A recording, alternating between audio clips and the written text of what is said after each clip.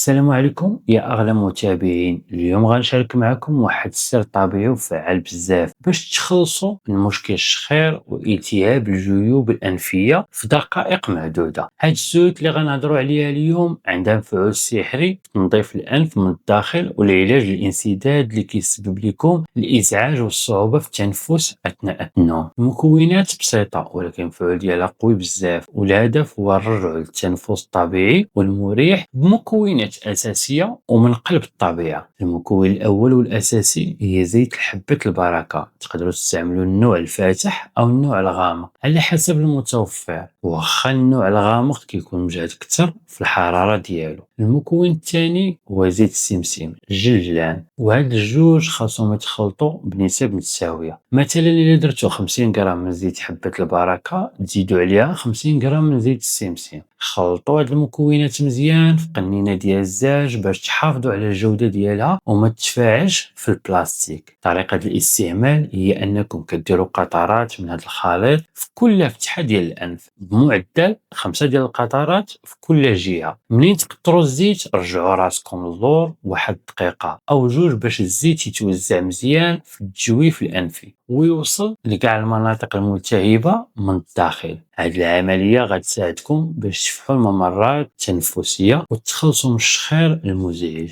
وضروري تداوموا عليها لمدة ما تقلش على أسبوعين باش تلاحظوا الفرق الحقيقي. وباش تزيدوا من فعالية العلاج كنصحكم تشربوا ملعقة صغيرة من زيت حبة البركة كل صباح على الريق. هاد الشي غيساعد الجسم ديالكم من الداخل باش يحارب الالتهابات ويقوي المناعة. كاين ايضا واحد العنصر مساعد ومهم بزاف وهو زيت النعناع. تقدروا تدهنوا به من برا في المنطقة اللي فوق الأنف وبين العينين مع مساج خفيف. زيت النعناع كيعطي انتعاش فوري وكيعاون في فتح الانسدادات وكيريح الجيوب الأنفية بزاف. أهم حاجة هي تأكدوا باللي الزيوت اللي كتشريو طبيعية 100% ومعصورة على البارد، ومن الأحسن تاخدوها من عند العطار أو المعاصر اللي كتعصر الزيت قدام عينيكم. الزيوت اللي كتعرض للسخونية بزاف كتفقد الفوائد ديالها وما كتعطيش نفس النتيجة العلاجية. هذا الروتين الطبيعي كيغنيكم على بزاف ديال الأدوية والقطرات الكيماوية اللي كتقدر تضر الأغشية ديال الأنف مع المداومة الطويلة. في الأخير كنشكركم بزاف على المتابعة وعلى الثقة ديالكم في المجربات ديال الزمان، وكنتمنى هاد الوصفة تكون سبب في شفاء كاع الناس اللي كيعانيو من الشخير والجيوب الأنفية. وما تنساوش تشاركوا في القناة وتفعلوا